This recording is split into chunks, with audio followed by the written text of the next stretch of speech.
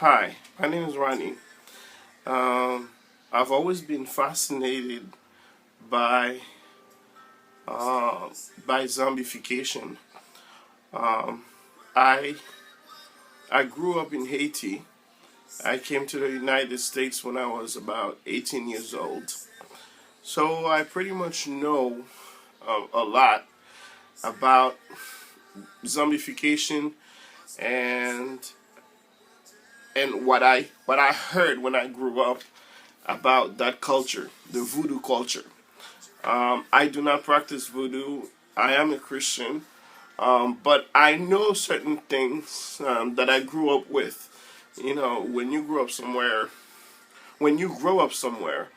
it's inevitable. There are things that you grow up with, and you either choose to practice them or you choose not to practice them. In my case, I have chosen not to practice voodoo, but that doesn't mean I don't know anything about voodoo. I've done some research about zombification, and I've heard a lot of things when I grew up.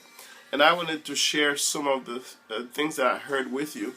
Uh, Hopefully, that'll be helpful information. Um, Zombification, does that really exist? Do we really have zombies somewhere? Uh, yes, they do exist. When I grew up in Haiti, I remember there was a time when I lived very close to a voodoo priest, and the rumor was he had a lot of zombies in his house. Um, I never saw one personally, but I remember one day it was about 2 o'clock in the morning. I was sleeping, and one of the zombies were coming, either passing by or going to the voodoo priest's house, and and the zombie was calling everybody in the neighborhood. And as this somebody was beating him, and he was saying, "Please come help me. You know, can somebody help me?" And he started to name people in the neighborhood. "Please come help me because I'm in trouble here. Somebody's beating me up." Now, how does somebody become a zombie? What is a zombie recipe? I know maybe that's why you're watching the video. You would like to know the zombie recipe, and I'll tell you what I know. Basically, from what I heard from the research that I've made, um, there is a fish in the sea.